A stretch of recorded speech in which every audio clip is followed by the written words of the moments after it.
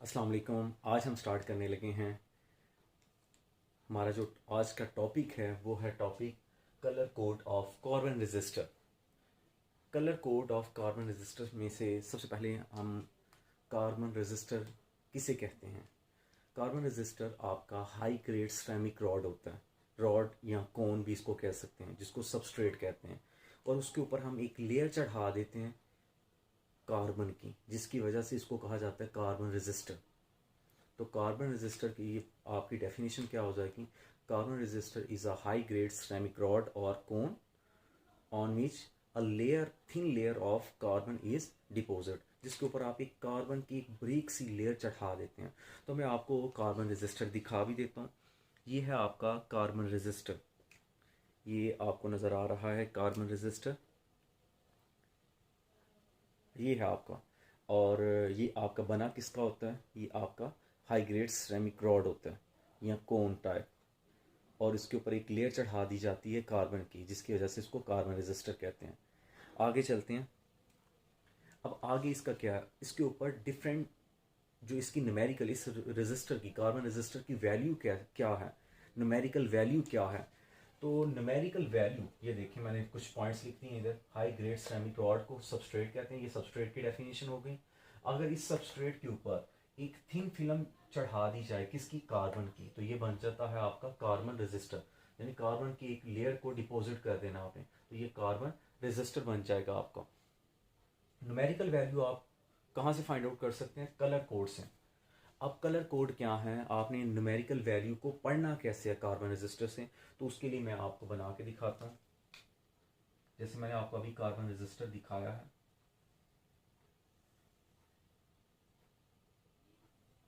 ये अगर आपका कार्बन रजिस्टर है और उसके ऊपर ये आपके बैंड्स होते हैं,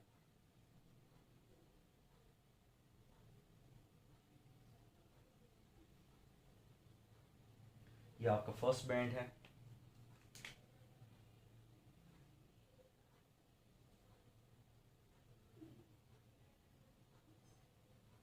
ये आपका सेकंड बैंड नजर आ रहा है आपको।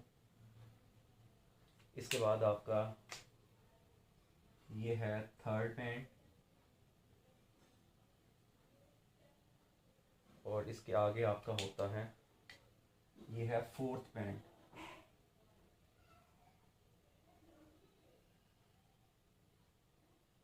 तो यूजुअली इसके ऊपर 4 बैंड्स होते हैं, 3 भी हो सकते हैं, लेकिन मोस्टली इसके ऊपर ये 4 बैंड्स आपको नजर आएंगे। अब इन 4 बैंड से आप न्यूमेरिकल वैल्यू कैसे फाइंड आउट करेंगे, वो देखें आप।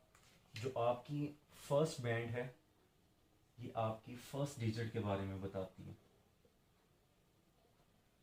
First band first digit, second band second digit. उस रजिस्टर का जो न्यूमेरिकल वैल्यू है उसका फर्स्ट डिजिट देगा आपको, और सेकंड बैंड सेकंड डिजिट देगा। आपने जो कोड पढ़ने स्टार्ट करने हैं वो लेफ्ट साइड से स्टार्ट करने हैं आपने, ये लेफ्ट साइड और ये आपकी राइट साइड। तो आपने हमेशा इसको लेफ्ट साइड से स्टार्ट करना है। आपकी लेफ्ट साइड से जो फर्स्ट बैंड होगी वो आपके फर्स्ट डिजिट को, सेकंड बैंड सेकंड डिजिट को, आपकी थर्ड बैंड जो होगी वो नंबर ऑफ ज़ीरो को रिप्रेजेंट करेगी, नंबर ऑफ ज़ीरोस को। और जो फोर्थ बैंड होगी, फोर्थ बैंड आपकी रिप्रेजेंट करेगी टॉलरेंस को।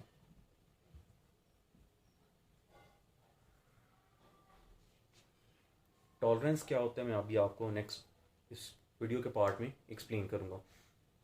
नंबर ऑफ ज़ीरोस, और इसको डेसिमल मल्टीप्लायर भी कहते हैं, और डेसिमल मल्टीप्लायर, यानी उतने टाइम आपने 10⁻⁴ से ना आपने मल्टीप्लाई कर देना है। अब इन डिजिट्स का आपको कैसे पता चलेगा, तो उसके लिए आपने ये टेबल याद करना है। फर्स्ट कॉलम में मैंने आपको कलर्स दिए हैं, different colours, black, brown, red, orange, yellow, green, blue, white, grey, white, और आगे इनकी न्यूमेरिकल वैल्यू है। न्यूमेरिकल वैल्यू ये आपका सीक्वेंस वाइज 0 1 2 3 4 5 6 7 8 और 9, और ये आपको सीक्वेंस एज इट इज़ याद होना चाहिए। अब इसको आप कैसे याद कर सकते हैं, तो ये डिफरेंट स्कीम्स हैं जिनके ज़रिए आप एक कोड की फॉर्म में इसको करके तो याद कर लें। तो इधर आपको मैं एक कोड बता देता हूँ। जैसे ये बी से स्टार्ट हो रहा है और ये भी बी से स्टार्ट हो रहा है, तो इसको आप कह दें बे बे बे बे, और इन तीनों को मिलाकर आप कहते हैं रोए, बेबे रोए। ये देखें, रेड ऑरेंज और येलो। तो मुझे सीक्वेंस इस तरह याद रहेगा कि आप इसको एज इट इज इस सीक्वेंस को कैसे याद कर सकते हैं, तो वो कोड बना के आप याद करें। बेबे रोए, फिर आगे इधर से ग्रीन, ग्रीन है तो जी से स्टार्ट होता है, तो इसको कहते हैं बेबे रोए ग्रेट ब्रिटिश। मैं इसको एक लाइन की फॉर्म में याद कर रहा हूँ, great British, British means blue, और आगे वायलेट है, ग्रे और वाइट है, तो इसको कहा जा सकता है वेरी गुड, इसको वाइफ। तो ये एक लाइन आप याद कर लें, आपको ये सीक्वेंस कभी भी नहीं भूलेगा। बेबे रोए great British very good wife, तो ये आपको ये कोड एज इट इज़ याद हो जाएगा। अब इधर जो कलर आपको दिया हो बैंड के ऊपर, आप उधर से रीड करके कार्बन रजिस्टर की वैल्यू बता सकते हैं। तो इसके ऊपर 4 बैंड्स होते हैं, मैं आपको पिक्चर में इसको सेपरेट शो कर दूंगा। तो इस कार्बन रजिस्टर के ऊपर 4 बैंड्स मार्क्ड हैं। आपने इसको स्टार्ट करना है लेफ़्ट साइड से। अब ये मैं इधर अगर बना देता हूँ, आपको बता रिप्रेजेंट करता हूँ इधर। जैसे मुझे इधर नज़र आ रहा है कलर कोड, इधर जो है सबसे पहले आपको ब्राउन नज़र आ रहा है, तो यानी फर्स्ट कलर ब्राउन है। मैं सीक्वेंस इधर लिख देता हूँ। सेकंड है आपका ब्लैक, फिर आगे आपका ग्रीन, और आगे आपका गोल्ड। ये आपको इधर डिफरेंट कलर नज़र आ रहे हैं। मैंने कोड कलर लिख लिए इधर। अब मैंने इधर से देखना है, फर्स्ट बैंड आपकी ब्राउन थी, तो ब्राउन के आगे ये क्या है, 1 है, यानी ये फर्स्ट बैंड जो है वो किसको रिप्रेजेंट करती है, फर्स्ट डिजिट को। तो यहाँ मेरा फर्स्ट डिजिट हो जाएगा 1, जो मुझे इधर से पता चल गया, ब्राउन के आगे 1 लिखा हुआ है, 1 आ गया। सेकंड बैंड किसको रिप्रेजेंट करता है, सेकंड डिजिट, और वो बैंड कौन सा है, ब्लैक, तो ब्लैक के आगे क्या है, 0, तो यानी आपकी सेकंड वैल्यू होगी 0। आगे आपकी बैंड है थर्ड बैंड, किसको रिप्रेजेंट करती है, नंबर ऑफ ज़ीरोज़ को, यानी आपने उसके आगे कितने ज़ीरो लगाने हैं।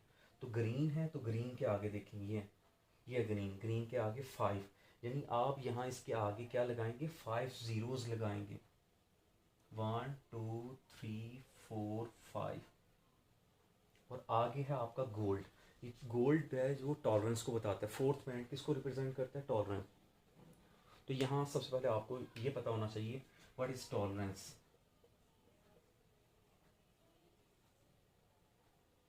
टॉलरेंस क्या, टॉलरेंस बताती है कि पॉसिबल वेरिएशन कितनी आ सकती हैं मार्क्ड वैल्यू में से। ये आपके पास जो आई है ये मार्क्ड वैल्यू है, ये आपके पास जो वैल्यू निकली है। अब इस वैल्यू के अंदर पॉसिबल वेरिएशन कितनी हो सकती है, चेंजिंग कितनी आ सकती है, यानी काम कितना हो सकता है, और इस वैल्यू से ज़्यादा रेजिस्टेंस कितनी हो सकती है। तो पॉसिबल वैल्यू से, मार्क्ड वैल्यू से पॉसिबल वेरिएशन कितनी आनी है, उसको हम टॉलरेंस कहते हैं। और अगर ये इंपॉर्टेंट एमसीक्यूज है, अगर ये आपकी फोर्थ बैंड होती गोल्ड, तो ये आपका टॉलरेंस होना है ±5%, और अगर सिल्वर हो तो ये होगी ±10%। और अगर कोई भी बैंड उसके ऊपर मेंशन ना हो, फोर्थ बैंड हो ही ना, तो आपका टॉलरेंस होगा ±20%। क्लियर हो गया आपको।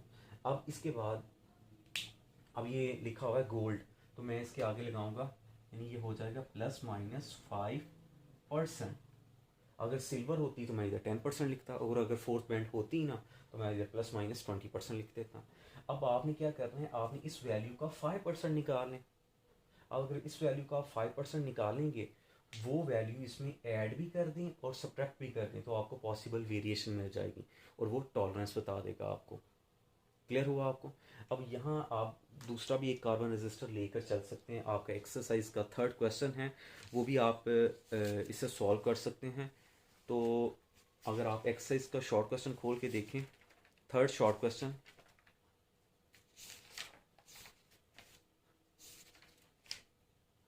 थर्ड शॉर्ट क्वेश्चन खोल के देखें तो आपको जो सीक्वेंस दिया गया है वो ब्राउन, ग्रीन, रेड और गोल्ड दिया गया। तो ब्राउन है तो ब्राउन के आगे हो जाएगा 1 आपका, तो उस केस में ये देखें ब्राउन में मैंने इधर देख लिया, first band first digit brown. फिर उसके आगे आपका सेकंड बैंड है ग्रीन, तो ग्रीन के आगे ये देखें, ग्रीन के आगे है ये 5, तो इधर आ जाएगा 5। थर्ड बैंड किसको रिप्रेजेंट करता है, नंबर ऑफ 0। और आपको कौन सी दी गई है, रेड, रेड के आगे देखिए 2 है। यहाँ स्टूडेंट मिस्टेक थर्ड बैंड में करते हैं, रेड के आगे लिखा हुआ 2, तो इधर वो 2 लिख देते हैं, 2 नहीं है। थर्ड बैंड किसको रिप्रेजेंट करती है, नंबर ऑफ जीरोस को, कि जीरो आपने कितने लगाने हैं। तो 2 का मीनिंग है कि यहाँ आगे आपने 2 जीरोस ऐड करने हैं। ये पॉइंट नोट कर लें, यहाँ मिस्टेक करते हैं स्टूडेंट। और आगे आपकी जो फोर्थ बैंड दी हुई है उसने वो गोल्ड ही दिया है, इसलिए ±5% हो जाएगा।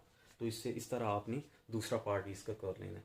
तो ये था आपका टॉपिक किसका, कार्बन रेजिस्टर का, यानी आपका colour code of carbon resistor. Colour code किस लिए कहते हैं, क्योंकि आपने न्यूमेरिकल वैल्यू को कलर कोड की मदद से रिप्रेजेंट करना होता है। और कार्बन रेजिस्टेंस क्यों कहते हैं, क्योंकि ये हाई ग्रेड सिरेमिक रॉड है और उसके ऊपर एक लेयर चढ़ा दी आपने कार्बन की, तो जिसकी वजह से उसका पूरा नाम बना टॉपिक का colour code of carbon resistor. तो उम्मीद है आपको ये समझ आ गई होगी। अगर कोई पॉइंट मिस हो गया हो तो वो आपने ज़रूर कमेंट सेक्शन में